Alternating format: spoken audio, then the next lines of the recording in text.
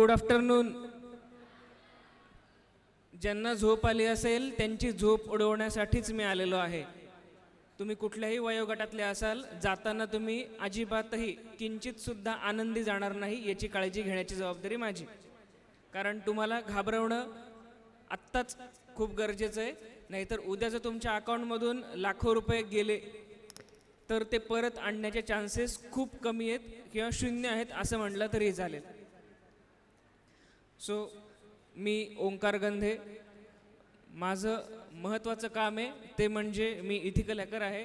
महाराष्ट्र पोलिसांसोबतच मी Delhi police, Uttar Pradesh police, Karnataka police आणि आता आंध्र प्रदेश म्हणजे तामिळनाडू पोलिसांसोबतही काम करतो.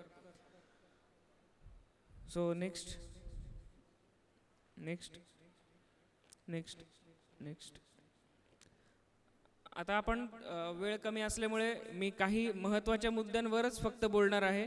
तुम्हाला स्लाईडवरती दिसलं नाही दिसलं तरी तुम्हाला खूप व्यवस्थित शांतपणे ऐकायचं आहे. कारण हा तुमच्या जीवन मरणाचा प्रश्न नसला तरी हा तुमच्या इज्जत, पैसे आणि तुमच्या डिजिटल अस्तित्वाचा प्रश्न आहे. कारण तुमची एक चूक तुम्हाला खूप चुकीच्या खड्ड्यात ढकलू शकेल. सायबर सुरक्षा म्हणजे काय तर सगळ्यांना माहिती आहे. ऑनलाईन असण्याची सुरक्षा घ्यावी लागते आपल्याला, ती म्हणजे सायबर सुरक्षा. तर तसं अजिबात नाही आहे. सायबर सुरक्षा ही फक्त ऑनलाईनसाठी नसून ऑनलाईन आणि ऑफलाईन दोन्ही ठिकाणी तुम्हाला ही सुरक्षा घेणं गरजेचं आहे. का ते सांगतो, कारण आत्तापर्यंत खूप लोकांनी मिसकन्सेप्शन्स पसरवलेले आहेत की ऑनलाईन सुरक्षा म्हणजे सायबर सुरक्षा. तसं अजिबात नाही आहे. जर तुमचा मोबाईल तुमच्याकडे आत्ता आहे, तुम्ही ऑनलाईन काहीतरी सर्फिंग करताय, यूट्यूब बघताय, ऑनलाईन पेमेंट करताय, तुम्हाला डेफिनेटली सायबर सिक्युरिटीची गरज आहे. पण जर तुम्ही आत्ता ऑनलाईन काहीच करत नाही आहे, तुमचा मोबाईल पण तुमच्याकडे नाही आहे, तर तुम्हाला सायबर सिक्युरिटीची जास्ती गरज आहे. तुमचा मोबाईल तुमच्याकडे नाही आहे तर कोणाकडे हे तुम्हाला बघणं गरजेचं आहे. मी नेहमी सांगतो, आंघोळीला जाताना सुद्धा मोबाईल सोबत घेऊन जा. बंद करून घेऊन जायचं आहे, आपल्याला कॅमेरा ऑन करायचा नाही आहे, पण सोबत घेऊन जा. तुम्ही आंघोळीला जाल त्या 5 ते 10 मिनटात तुमचा मोबाईल हॅक करून परत ठेवलेला असेल, तुम्हाला कळणार नाही. कारण माझ्याकडे जे क्लायंट्स येतात मोबाईल हॅक करण्यासाठी, त्यांना सगळ्यात पहिल्यांदा माझं सजेशन तेच असतं, तुमचा नवरा किंवा बायको जेव्हा आंघोळीला जाईल तेव्हाच मोबाईल हॅक करता येईल, त्याशिवाय तो तुमचा मोबाईल म्हणजे त्याचा मोबाईल तुमच्याकडे देणार नाही आहे. मग आता या 5 ते 10 मिनटात काय होऊ शकतं? या 5 ते 10 मिनटात तुमचा मोबाईल पूर्ण हॅक होऊ शकतो. त्यासाठी एक कन्सेप्ट आहे. ज्यांनी हे 5 दिवसांचं लेक्चर केलेलं आहे त्यांना डेफिनेटली हे माहिती आहे. याला स्पाय ॲप असं म्हणतात. स्पाय ॲपच्या माध्यमातून तुमच्या फोनचा पूर्ण ॲक्सेस कोणत्याही हॅकरला किंवा जो हे शिकलेला आहे त्याला घेता येऊ शकतो. या 5 दिवसांमध्ये जे काही 50 विद्यार्थी तिथे होते, या 50ही विद्यार्थ्यांना आता मोबाईल हॅक करता यायला लागलेला आहे. आणि ते करण्याचं प्रमाण बऱ्याच विद्यार्थ्यांचं 3 मिनिट, 4 मिनिट, 5 मिनिट एवढंच होतं. 4 ते 5 मिनिटात आता हे मुलं मोबाईल हॅक करू शकत आहेत. ही काही अभिमानास्पद गोष्ट नाही आहे, हा क्राईम आहे. पण तुमचा मोबाईलसुद्धा होऊ शकतो. त्यामुळे आपला फोन कधीही कोणाकडेही द्यायचा नाही. कितीही जवळचा असेल, कितीही लांबचा असेल, माझं तुझ्यावर प्रेम नाही का असं म्हणला तरीही द्यायचा नाही. कारण हाच प्रेमाचा जवळचा व्यक्ती तुमचा घात करून जाईल. सो या 5 मिनिटात काय होऊ शकतं तुमच्या मोबाईलसोबत? तुमचे कॉल लॉग्स म्हणजे तुमची कॉल हिस्ट्री, तुम्ही कोणाला फोन केला आहे, कोणाचा फोन आला आहे, तुमचं कॉल रेकॉर्डिंग, तुमचा कॅमेरा, तुमचे फोटोज, तुमची गॅलरी, तुमचे व्हिडिओज, तुम्ही काय सर्च केलं होतं, तुम्ही काय सर्च करू शकता, आणि सगळ्यात महत्त्वाचं म्हणजे तुमचे फ्रंट आणि बॅक कॅमेरा. म्हणजे तुम्हाला स्क्रीनवर काही दिसणार नाही, तुम्ही निवांत पलंगावर झोपलेले असाल आणि तुम्ही काय करता ह्या सगळ्या गोष्टी 100 किलोमीटर लांब असलेला हॅकर बघू शकतो. आणि हे करण्यासाठी वेळ लागतो फक्त 5 मिनिट, आणि कदाचित पैसेही लागत नाहीत आजकाल, कारण फ्री ॲप्स पण अवेलेबल आहेत. त्यामुळे आपला फोन कधीही कोणाकडेही चुकूनही द्यायचा नाही. जर दिला तर त्याला जबाबदार तुम्ही असाल. परत एकदा सांगतोय, काहीही झालं तरी आपला फोन देऊ नका. इवन मोबाईल रिपेरिंगवाल्यांकडे सुद्धा द्यायला तुम्ही थोडंसं काही सेटिंग्ज असतात, त्या सेटिंग्ज ऑन करून देणं गरजेचं असतं. नेक्स्ट.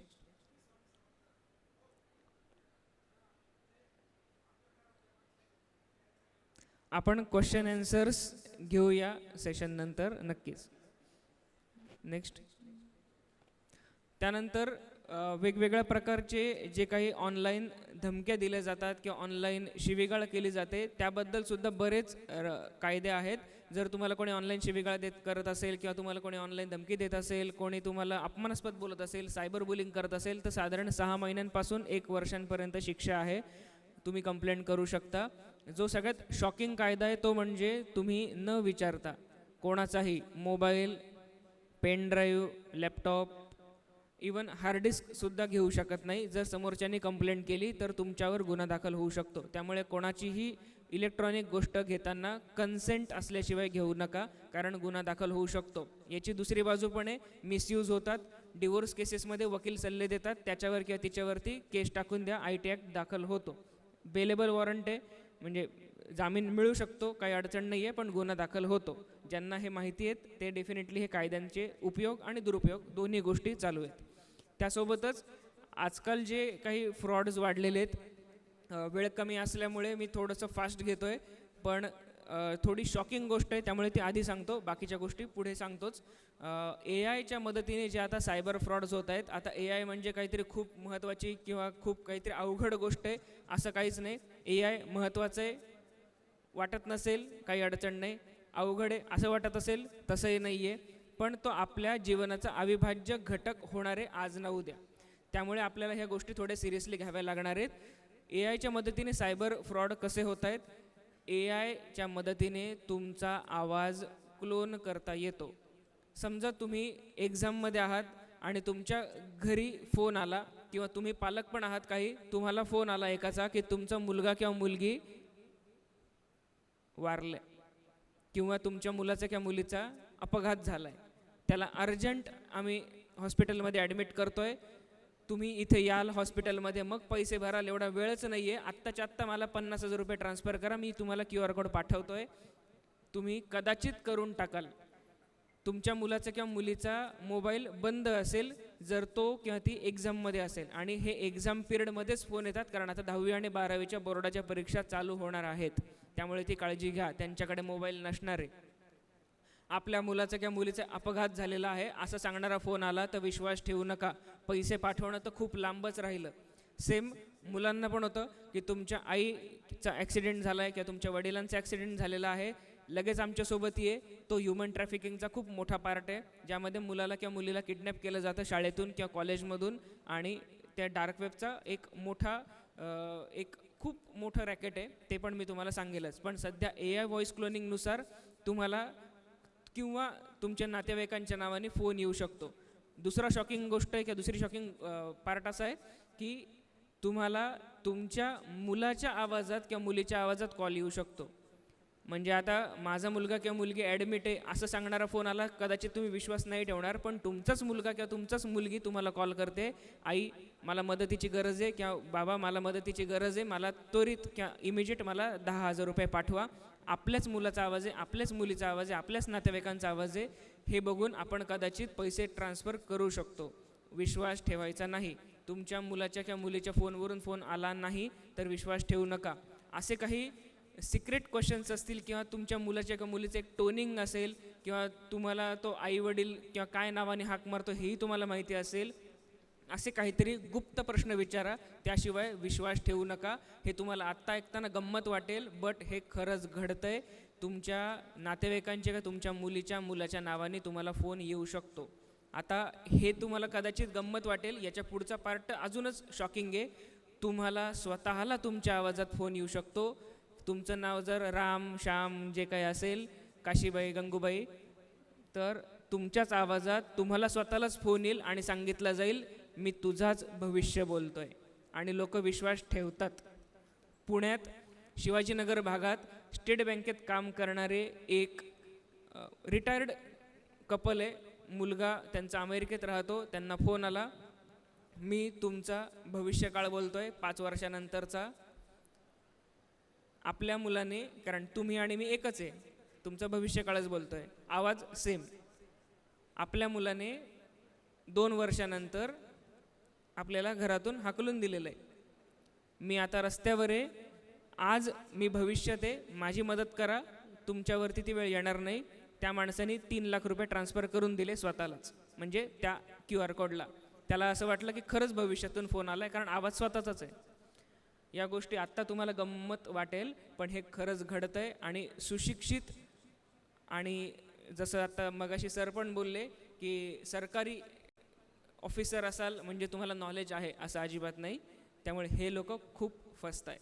आता याच्यात थोडा भावनिक किंवा स्पिरिच्युअलिटीकडे जाणारा फ्रॉड पण आहे. तो म्हणजे तुम्हाला फोन येईल, फोन नंबर तुम्हाला दिसणार नाही, कारण वेगवेगळ्या पद्धतीचे ॲप्स आणि सॉफ्टवेअर्स वापरून फोन नंबर हाईड करता येतो किंवा प्रायव्हेट नंबर म्हणून करता येतो, किंवा त्यामध्ये जसे आपले 10 अंक आहेत तसं 8 आकडी 7 आकडी नंबरवरून फोन येतो. तुम्हाला असं वाटेल कोणीतरी स्पेशल फोन केला आहे आणि तुम्हाला आवाज येईल की मी स्वामी बोलतोय.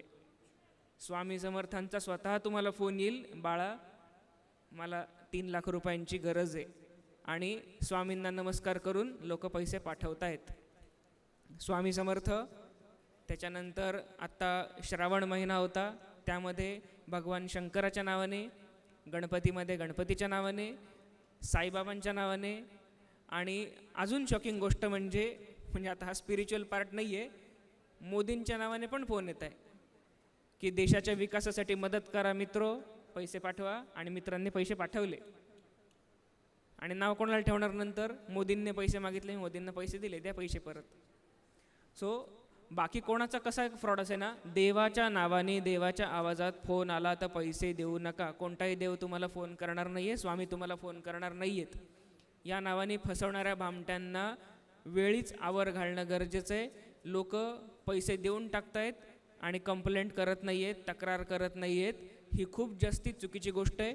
तुम्ही तक्रार केली नाही तर समोरच्यावरती ॲक्शन घेतली जाणार नाही, आणि ॲक्शन घेतली नाही तर कुठलाही गुन्हा दाखल होणार नाही, हे थांबणार नाही. परत एकदा सांगतोय, ऑनलाईन कधीही कोणावरही विश्वास ठेवू नका.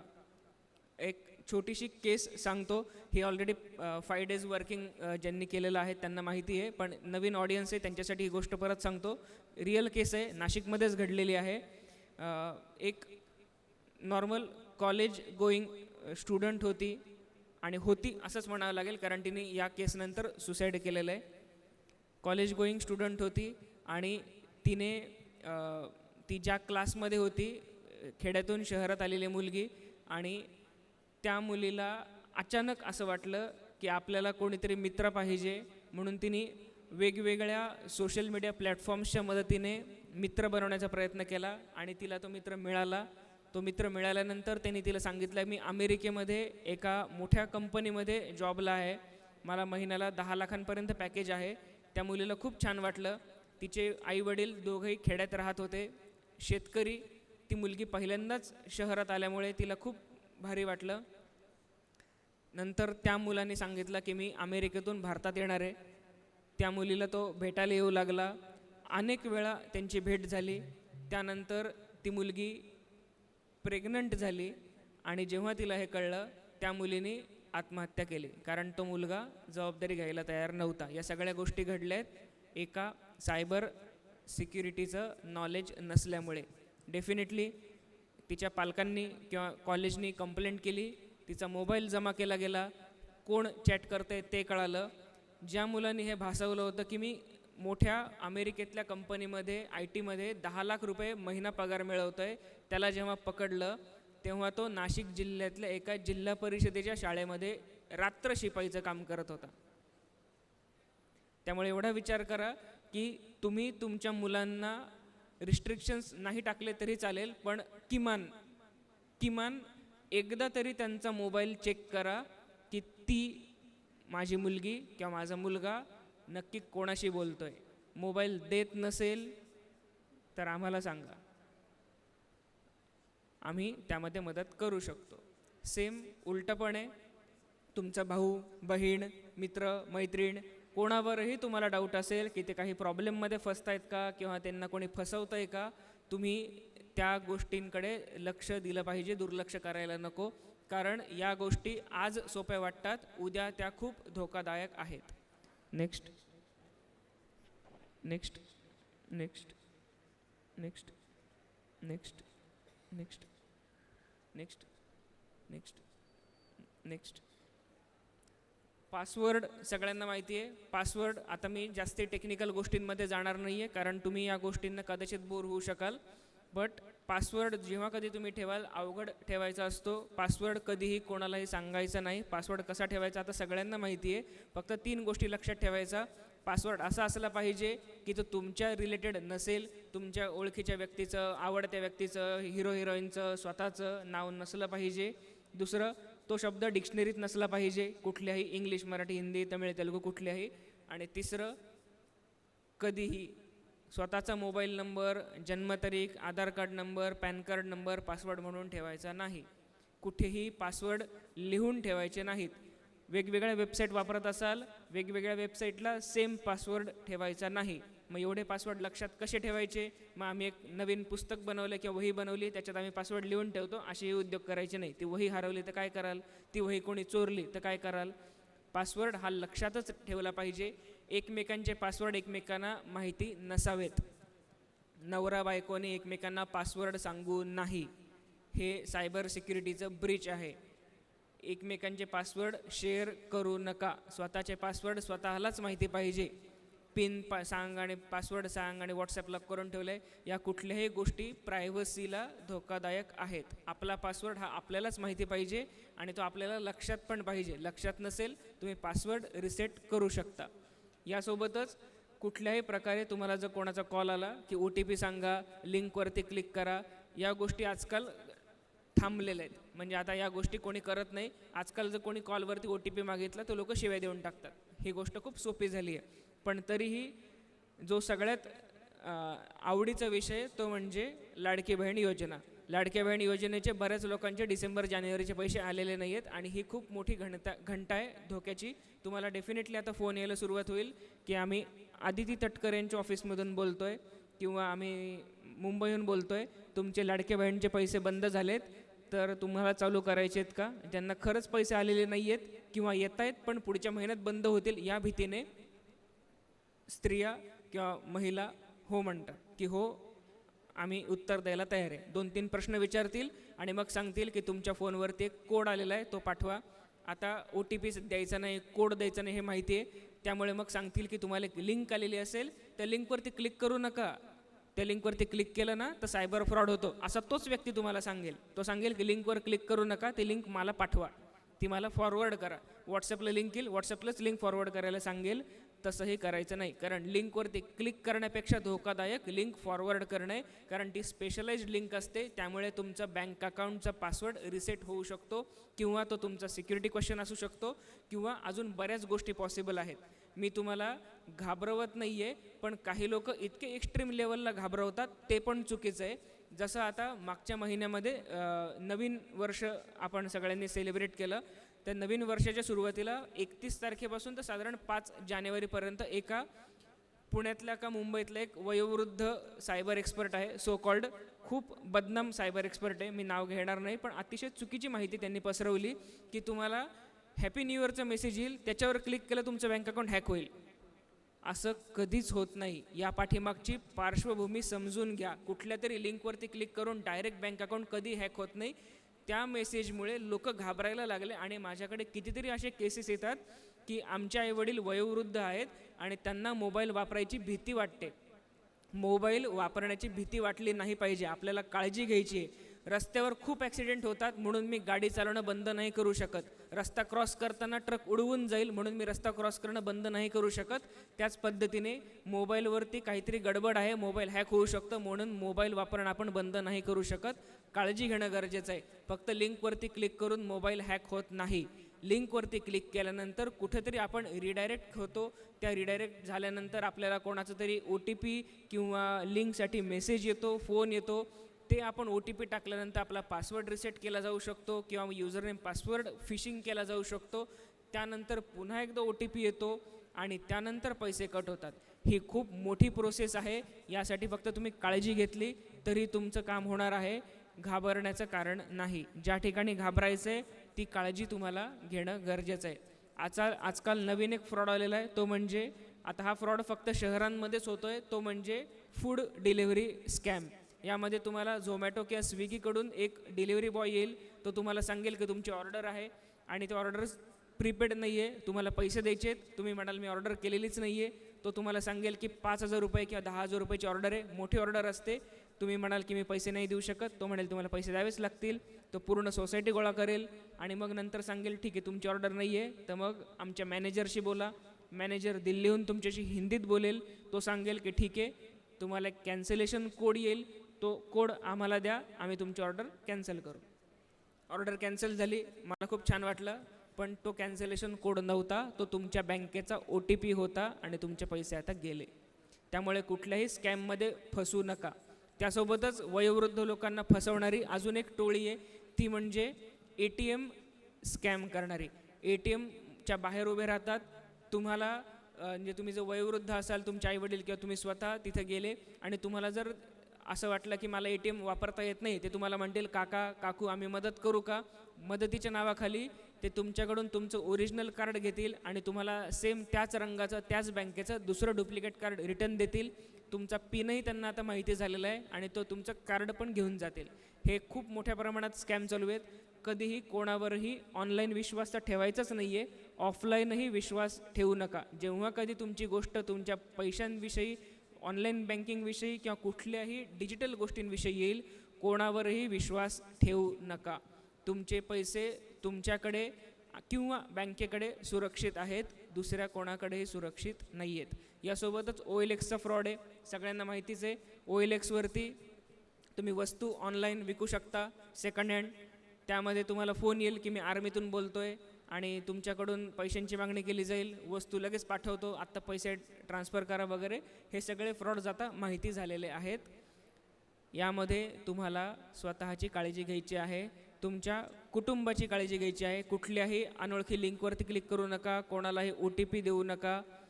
तुमचे मुलं मुली लहान असतील तर त्यांना आत्ताच हे शिक्षण द्यायला सुरुवात करा. तुम्हाला सायबर साक्षर होण्याची खूप जास्ती गरज आहे.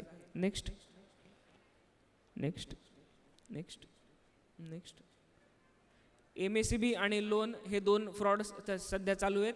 MSCBचा फ्रॉड तुम्हाला कदाचित माहिती असेल न्यूजमध्ये, की तुम्हाला फोन येतो की आत्ताच्या आत्ता बिल भरा, नाही तर तुमचं आम्ही वीज कनेक्शन कट करू. आणि असे फोन रात्री 8, 9, 10 वाजता वगैरे येतात आणि घाबरून लोक पैसे भरून टाकतात त्यांनी दिलेल्या QR कोडवरती. तर एका गोष्टीची काळजी घ्या, MSCBवाले फक्त दिवसा लाईट तोडतात, कधी कधी ते दिवसाही येत नाही, एवढे एफिशियंट नाही आहेत रात्री 10-11 वाजता तोडायला. त्यामुळे ऑनलाईन पैसे कोणालाही ट्रान्सफर करू नका, कुठलेही ॲप इन्स्टॉल करू नका. RTO चलनच्या नावाखाली जरी तुम्हाला कोणी फोन केला की तुमच्या गाडीने ॲक्सिडेंट केला आहे, तुमच्या गाडीवर चलन आहे, सिग्नल जम्प केला आहे, तर त्याचे पैसे त्वरित भरा, नाही तर आम्ही गाडी जमा करू. त्यावरही कधीही विश्वास ठेवायचा नाही. तुम्ही काही केलेलं नाही आहे. जर तुम्हाला करायचं असेल तुम्ही RTOत जा, तिथे फाईन भरा किंवा तुमच्या जवळच्या वाहतूक शाखेला कॉन्टॅक्ट करा, तिथे तुम्ही जे काही फाईन आहे ती अमाऊंट भरू शकता. नेक्स्ट नेक्स्ट नेक्स्ट नेक्स्ट माझी कंपनी आहे सायबर साक्षर. त्यावरून आम्ही वेगवेगळे अवेअरनेस पोस्टर्स किंवा अवेअरनेस सेशन्स घेतो, ज्या पद्धतीने आपण आत्ता घेतो आहे. इन फ्युचर जरीही कोणाला काही मदतीची गरज असेल, नेक्स्ट नेक्स्ट तर माझे नंबर्स मी लास्ट स्लाईडवरती देईल. त्या लास्ट स्लाईडला किंवा संबंधित तुम्ही इथल्या कुठल्याही प्रतिनिधींना कॉन्टॅक्ट करू शकता. आपलं IT डिपार्टमेंट जे आहे दिंडोरी प्रणितचं, ते खूप चांगलं आहे. म्हणजे मी दरवर्षी हे स्टेटमेंट मला आवर्जून सांगावं लागतं की आबासाहेब खूप मनापासून IT आणि सायबर सिक्युरिटीकडे खूप लक्ष ठेवून आहेत आणि वैयक्तिक लक्ष ठेवून आहेत. आणि पूर्ण भारतभरात स्पिरिच्युअल अशा खूप संस्था आहेत. म्हणजे तुम्हाला फेमस खूप मोठे मोठे नावं पण माहिती असतील, पण या सगळ्या संस्था मी कोणालाही नाव ठेवत नाही, पण चारही बाजूने विचार करणारी फक्त भारतामध्ये एकमेव संस्था आहे, ती म्हणजे आपली दिंडोरी प्रणित. का? कारण जसं पर्यावरण आहे किंवा अजून काही आहे, IT किंवा सायबर सिक्युरिटीकडे कुठल्याही फायद्याचा विचार न करता लक्ष देणारी एकमेव संस्था आहे. आणि मागच्या 5 ते 6 वर्षांपासून एकमेव अशी संस्था आहे की दरवर्षी ती मला किंवा माझ्यासारख्या एक्सपर्ट्सना बोलवून खूप जास्ती चांगलं काम करते आहे. ITची स्वतःची यांची 100-150पेक्षा जास्ती स्वतःची स्पेशलाइज टीम आहे. त्या टीमच्यासाठी सुद्धा तुम्ही एकदा टाळ्या वाजवा, कारण ती टीम पण दिवस रात्र ही खूप मेहनत करत असते. जसे आता रिसेंट आकडे आहेत, मागच्या वर्षभरामध्ये या IT टीमने जवळपास 10,000पेक्षा जास्ती लोकांना सायबर सुरक्षित करण्यासाठी प्रयत्न केलेला आहे. आणि ही खूप मोठी गोष्ट आहे. नक्कीच आम्ही यावर्षी 1 लाख 2 लाख किंवा 5 लाखांपेक्षा जास्ती लोकांपर्यंत पोचू आणि त्यांना सायबर सुरक्षित बनवू. सो लास्ट स्लाईडकडे या. नेक्स्ट. कुठल्याही प्रकारची तुम्हाला ऑनलाईन तक्रार करायची असेल सायबर क्राईमसाठी तर हा नंबर आहे, नोट करून ठेवा, 1930. या नंबरवरती तुम्ही रेंज असेल नसेल, बॅलन्स असेल नसेल तरीही कॉल करू शकता. मराठीत बोलतील हे लोक आणि हा डायरेक्टली कॉल पोलिसांच्या कॉल सेंटरला जातो. हे कुठली प्रायव्हेट संस्था नाही आहे. तुम्ही तुमच्यासोबत जे काही घडलं आहे ते खरं सांगू शकता. फक्त परत सांगतो, खरं सांगा, लपवू नका. कारण डॉक्टर वकील या दोघांपासून काही लपवायचं नसतं. त्याच पद्धतीने सायबर क्राईममध्ये काही लपवायचं नसतं. तुमच्याकडून चुकून काही चूक घडली असेल तरीही ती स्पष्टपणे सांगितली तर तुमच्याकडून घडलेली चूक आपल्याला थोडी तरी निस्तरता येईल. परत एकदा सांगतो, गेलेले पैसे परत आणण्याचे चान्सेस खूप कमी आहेत. म्हणून आहे त्या पैशांची काळजी घ्या. ऑनलाईन सुरक्षित राहा. नेक्स्ट. माझे नंबर्स दिलेले आहेत. मी सगळ्या Facebook, Instagram, Twitter, LinkedIn, WhatsApp जे कुठले सोशल मीडिया आहे त्याच्यावर सगळ्यांवर अवेलेबल आहे. आपल्या दिंडोरी प्रणितची IT टीम पण तेवढी ॲक्टिव्ह आहे. तुम्ही त्यांना किंवा मला कॉन्टॅक्ट करू शकता तुमच्यासोबत काहीही घडलं तर. डेफिनेटली जर तुम्हाला सायबर सिक्युरिटीमध्ये व्हॉलेंटियर म्हणून दिंडोरी प्रणितसोबत जोडलं जायचं असेल तर तुम्ही IT स्टॉल आहे, आज शेवटचा दिवस आहे, तिथे तुम्ही व्हिजिट करू शकता. तुम्ही तुमची नाव नोंदणी करू शकता. तुम्हाला एक स्पेशलाइज ट्रेनिंग दिलं जाईल आमच्या टीमकडून आणि तुम्ही व्हॉलेंटियर म्हणून दिंडोरी प्रणितसोबत नक्कीच चांगलं काम करू शकाल. परत एकदा सांगतोय, ऑनलाईन कोणावरही विश्वास ठेवू नका. कोणी काहीही असेल तरी ऑफलाईनही कोणावर विश्वास ठेवू नका. कारण ह्युमन ट्रॅफिकिंग हे सगळ्यात मोठ्या प्रमाणात ऑनलाईन वर्क होतं. ऑनलाईन तुम्हाला प्रलोभन दिलं जाईल की मुंबईला या, दुबईला या, पुण्याला या आणि तुम्ही परत सापडणार नाही. त्यामुळे परत सांगतोय, ऑनलाईन ऑफलाईन कोणावरही विश्वास ठेवू नका. लिंकवरती क्लिक करताना काळजी घ्या. कोणालाही लिंक फॉरवर्ड करू नका. OTP देऊ नका. आणि आज जे सांगितलं त्या पद्धतीने AI व्हॉईस क्लोनिंग होतं आहे. AI व्हॉईस क्लोनिंगमुळे कोणावरही कॉलवरती विश्वास ठेवू नका. ना तुम्ही स्वतःचा कॉल आला तरी आणि तुम्हाला कोणत्याही देवाचा किंवा स्वामींचा कॉल आला तरीही विश्वास ठेवू नका. कारण स्वामी आपल्या रक्षणासाठी आहेत, तुमच्याकडून पैसे घेण्यासाठी नाही. या गोष्टीची काळजी घ्या. स्वामी तुम्हाला फोन करून 3 लाख रुपये दे म्हणणार नाही. ते तुम्हाला उलट 30 लाख रुपये देऊन जातील. त्यामुळे काळजी घ्या आणि सायबर साक्षर रहा. धन्यवाद.